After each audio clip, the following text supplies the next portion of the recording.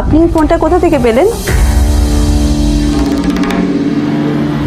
তবে কি নীলই মিস্টার রায় চৌধুরী, নাকি নীল এই ফোনটা চুরি করেছে?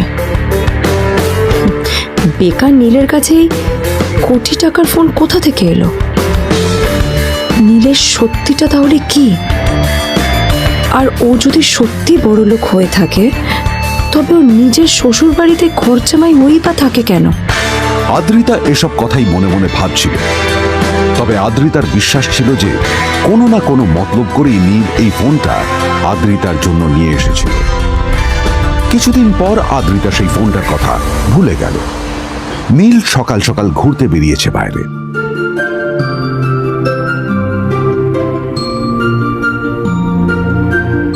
কটা বাজে রে? আমার খুব লেট হয়ে গেছে বুঝলি। তোরা খেল, ঠিক আছে? তোরা খেল, আমি আসছি।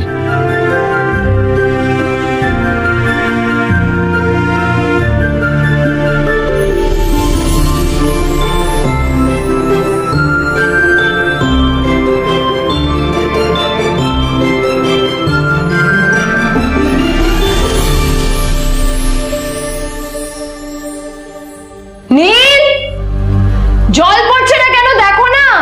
নীল, নীল, নীল কোথায় গেল? নীল,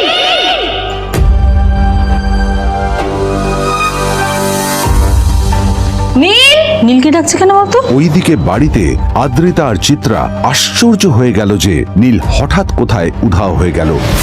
মা তোমাকে কিছু বলে গেছে নীল? হ্যাঁ, কোথায় গেছে ও? না, আমি ওর কোনো খোঁজ খবর রাখি না। আমার একটা কথা মনে হচ্ছে, ওকে না এবার একটু শীতে করতে হবে। একটা কাজে যদি আসতো ছেলেটা, যখনই কোনো কাজের কথা বলি ভ্যানিশ হয়ে যায়। আমি ওকে বলেছিলাম R&B গোল্ডেন ডায়মন্ডস থেকে আমার সেটটা নিয়ে আসতে, আনেনি? আনেনি।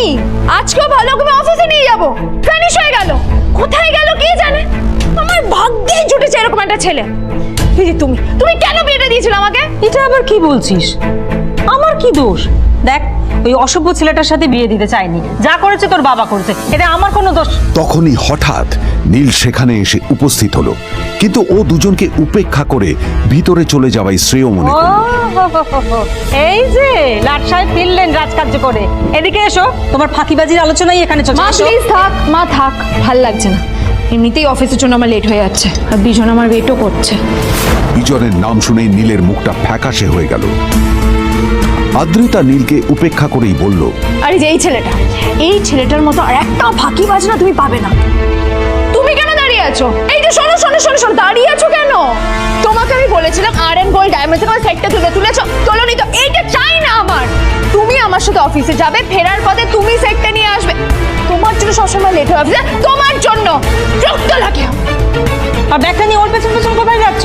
যা দিয়ে ওখানে রেখে এসো। নীল চিত্রার সাথে মাঝে মাঝে ঝগড়া করলেও তার স্ত্রী আদ্রিতার সাথে ও কখনো ঝগড়া করত না। চত্ব সব অপদার্থ।